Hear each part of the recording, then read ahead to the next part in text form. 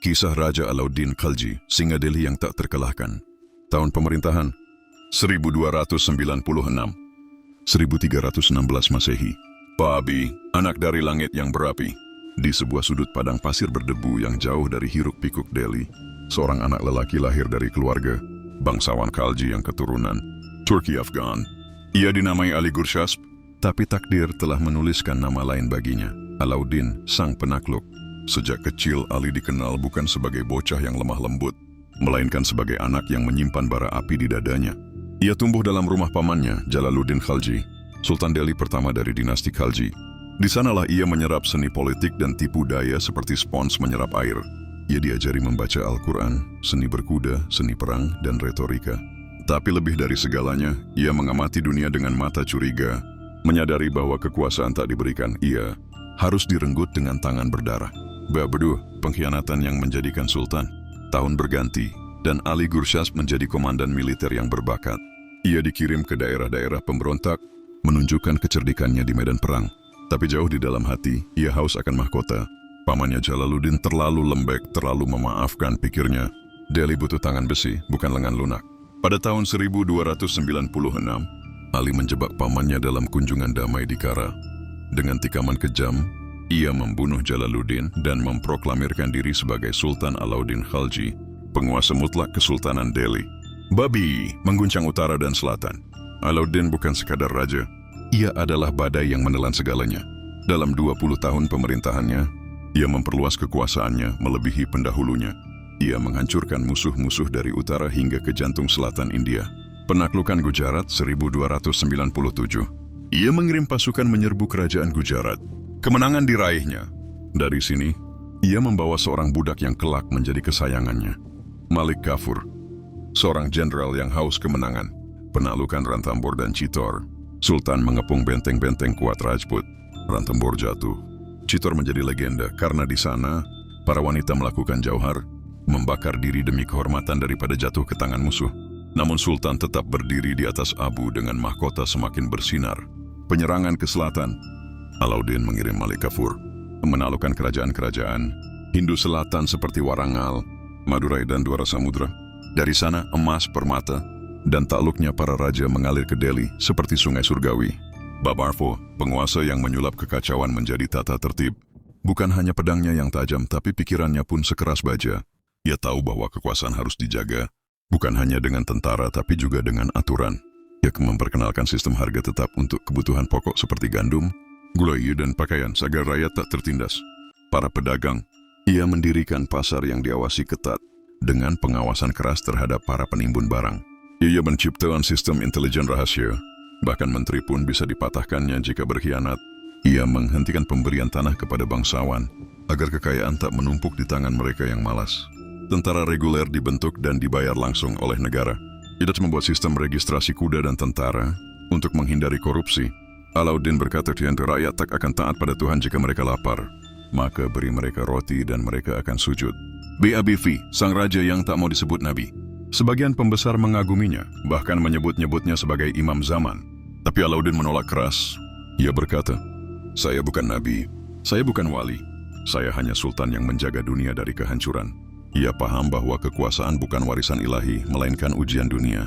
Maka ia tak pernah bersikap lembut pada musuh, pada bangsawan, bahkan pada rakyatnya. Tapi rakyat tahu, mereka punya raja yang menjaga mereka dari kelaparan, dari perampokan, dari kehancuran. Babi, tahun-tahun terakhir dan warisan. Pada tahun-tahun terakhir hidupnya, tubuh Alauddin melemah. Ia jatuh sakit. Mungkin karena beban kekuasaan, mungkin karena luka batin yang tak pernah sembuh. Ia tak lagi percaya pada siapapun. Bahkan pada Malik Kafur yang dulu ia angkat dari debu. Tahun 1316, pada usia sekitar 50 tahun, Alauddin Khalji wafat di Delhi. Dunia seakan terdiam. Ia dimakamkan di dekat benteng Siri, yang dibangunnya sebagai simbol kekuatannya. Epilog, singa yang mengaum dalam sejarah. Alauddin Khalji meninggalkan warisan yang tak tertandingi. Ia menyatukan sebagian besar India di bawah kekuasaan Islam. Ia membentuk sistem ekonomi dan militer yang kuat. Ia menjaga rakyat dari krisis pangan dan kekacauan. Ia menorehkan namanya sebagai salah satu penguasa terhebat dalam sejarah Asia Selatan. Namanya terus dibisikkan dalam legenda, drama, dan sejarah sebagai raja yang menolak tunduk pada takdir dan justru memaksakan takdir tunduk padanya. Babi Seven, bayang-bayang pengkhianatan di dalam istana. Tahun-tahun menjelang akhir hayatnya tak seindah kisah penaklukan. Di balik tembok-tembok kuat kota Siri dan istana Delhi, intrik mulai membusuk seperti buah yang tampaknya masih segar. Sultan Alauddin, yang pernah berdiri tegak seperti singa di medan perang, kini lebih sering berbaring di atas kasur sutra. Tubuhnya lemah, matanya sayu dan pikirannya dipenuhi curiga. Malik Kafur, jenderal yang dulu setia, kini semakin berkuasa.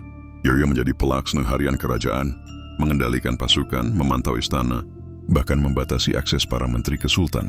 Banyak pembesar senior, termasuk anak-anak dan kerabat Alauddin, mulai merasa tersingkir. Sultan semakin jarang muncul di depan umum.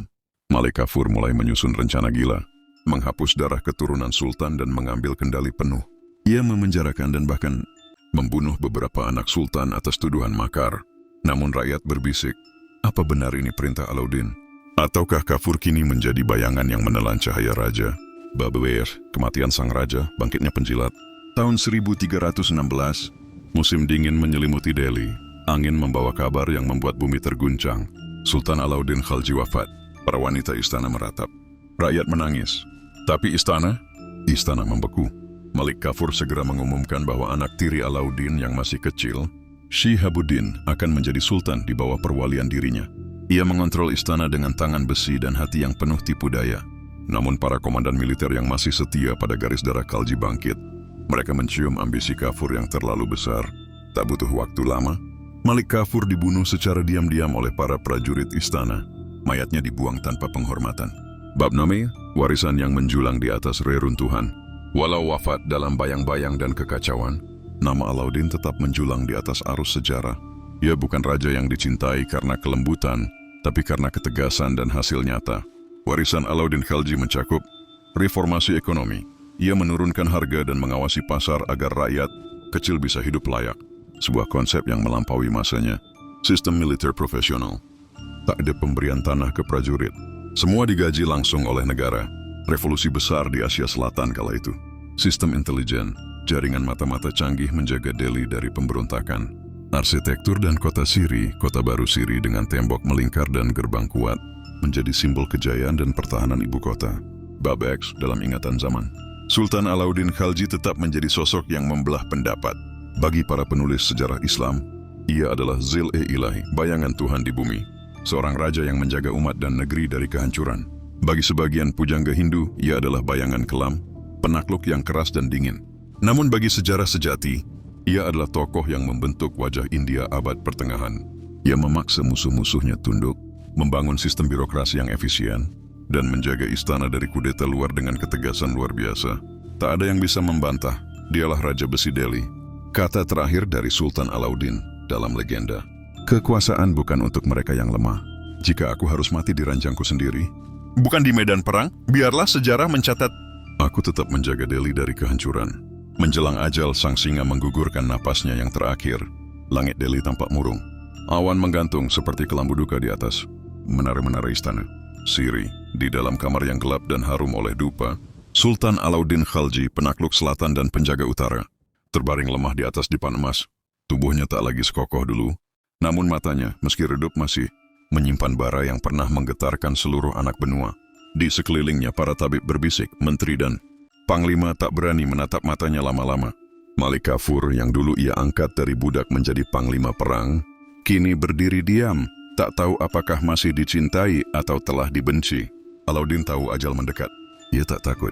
Ia menolak ditemani doa-doa berlebihan, menolak tangisan para pelayan.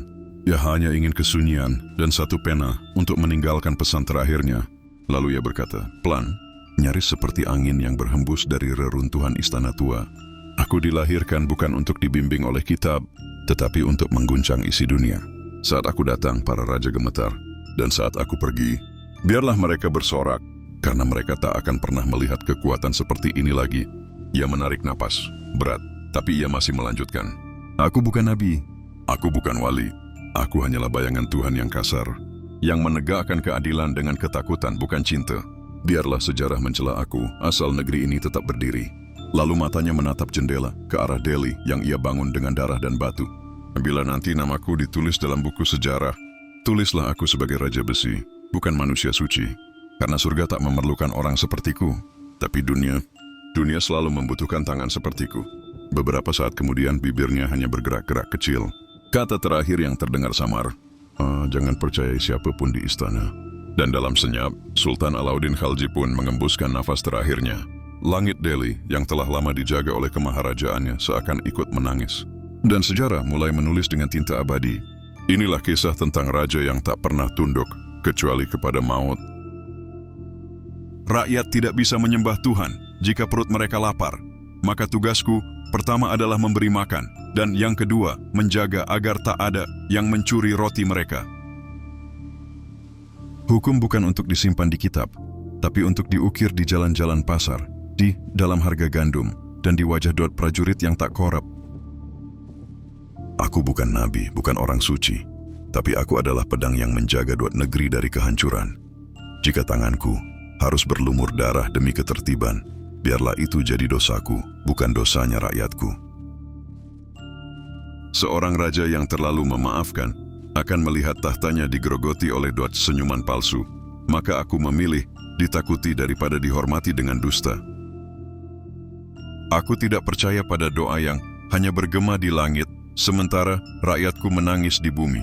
Keadilan harus ditegakkan dengan tangan, bukan hanya dengan harapan. Seorang sultan sejati bukan yang duduk di singgasana berselimut no kemewahan, tapi yang tahu berapa harga beras di pasar dan berapa nyawa yang mati demi itu.